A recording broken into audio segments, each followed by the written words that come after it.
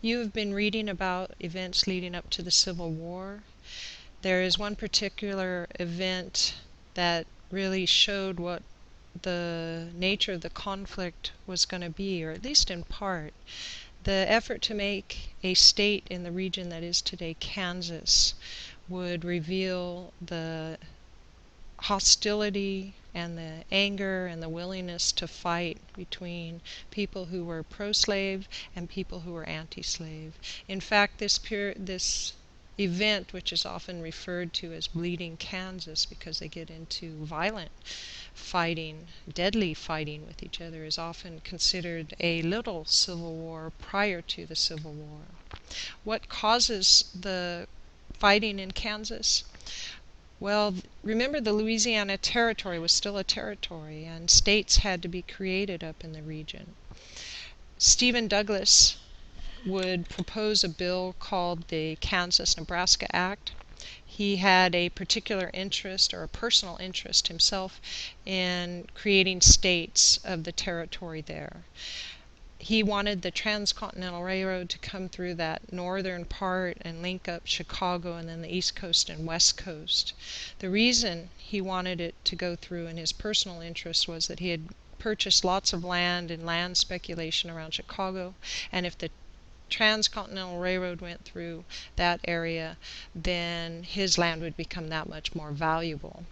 So he would ram the Kansas-Nebraska Act through Congress, get it through as fast as possible, have people rely on the whole idea that popular sovereignty would make the right decision. After all, America was a democracy, and they had that confidence that the people would do the right thing.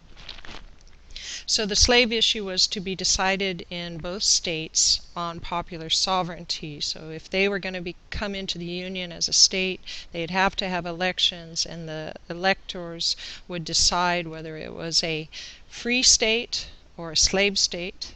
Nebraska was expected to come in as a free state, and Kansas was expected to come in as a slave state, which is odd once again because it was north of the 3630 parallel. This act caused lots of tension from the get-go. The Free Soilers were angry it made it through Congress because of the expectation that Kansas would be slave, it was above the 3630 parallel, and that Missouri Compromise didn't mean anything. Just one more exception, and you know the argument of the Free Soilers, that having a slave economy would force wage labor down, and they had a large contingent of supporters. The North in general was already angry, right? And they decide with this Kansas-Nebraska Act that they would then refuse or in compliance with the Fugitive Slave Act that was passed within the 1850 Compromise.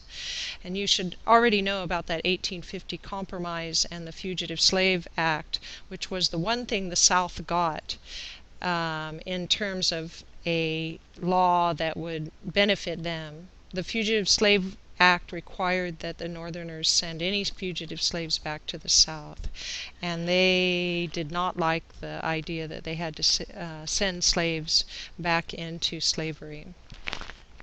These things and these tensions and now the new act made future compromise impossible, and the Democratic Party was shattered. Now the Democratic Party at this point, this is key because now we've got Southern Democrats who will support eventually in 1860 a candidate of their own, and Western Democrats.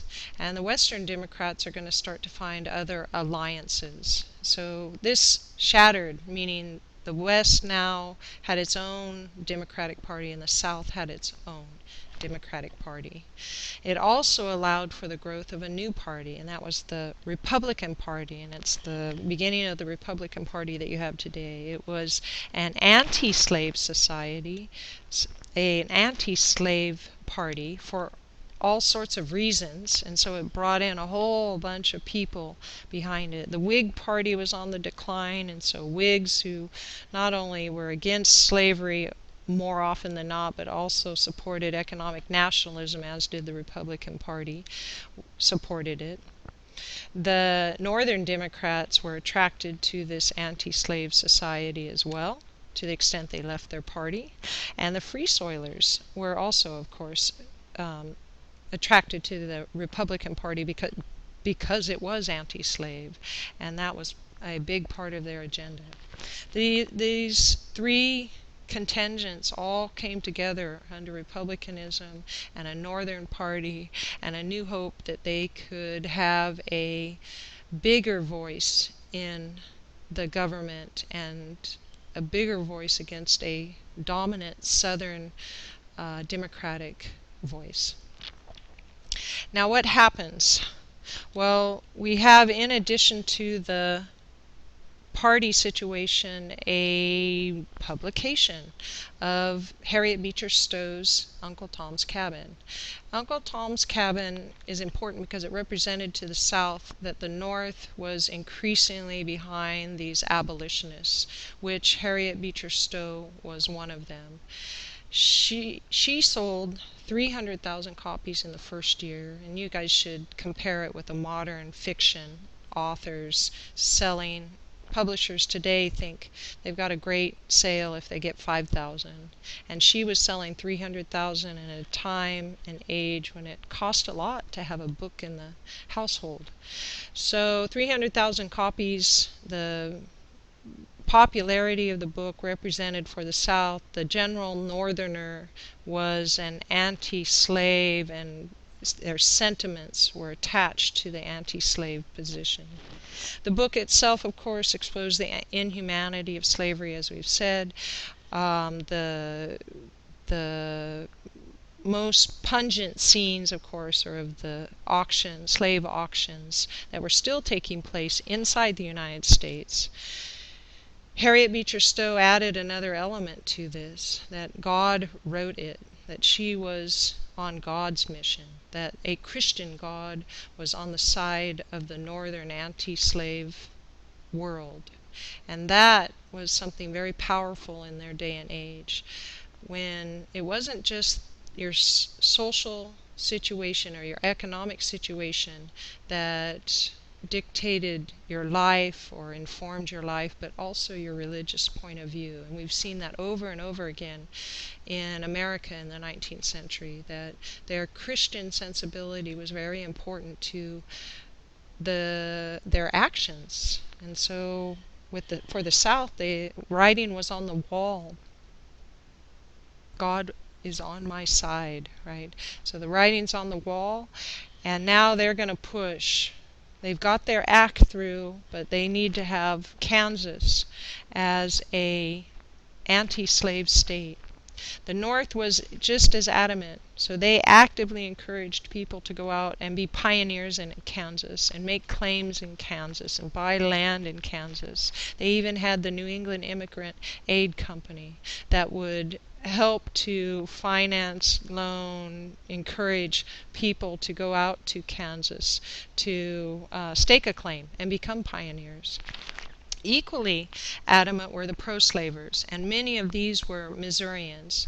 Now recall that Missouri is right next door to Kansas, and the Missourians are pro-slave, or they have a slave state, and they're north of the 3630 parallel, and they would love it if Kansas came in as pro-slave, and they were even so interested in a pro-slave Kansas so that it wouldn't tip the balance of the numbers of states in the Senate in particular that were represented as slave or as free states. They were particularly interested in Kansas becoming a pro-slave state, and so they were willing to cross lines and go in and vote in the elections that would come up for that purpose, to vote pro-slave.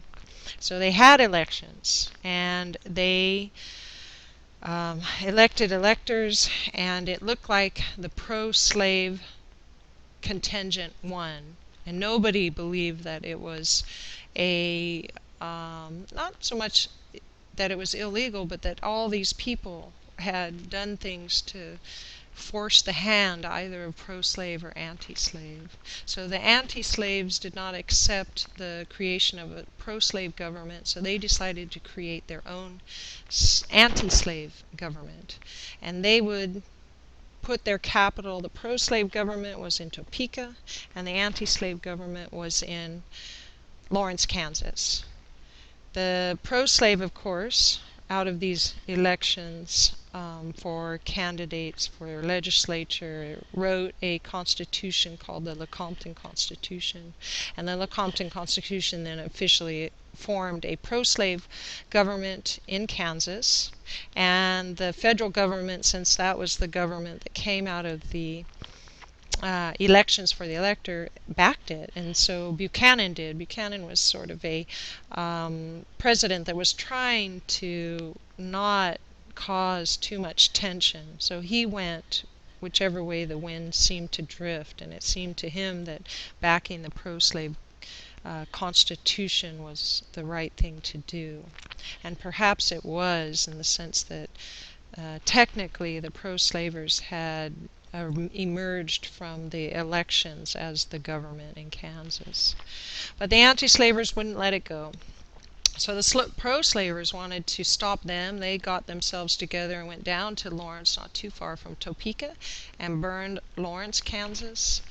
And the anti-slave contingent, the fighting broke out everywhere, right? And this was once just like the Civil War, brother against brother, neighbor against neighbor, right? People that were close to each other were adamantly anti-slave, adamantly pro-slave.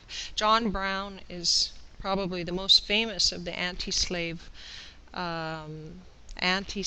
proponents, and he and his sons one night, to just give you one of the incidences, went out and attacked some pro-slavers at the Pottawatomie River and killed them.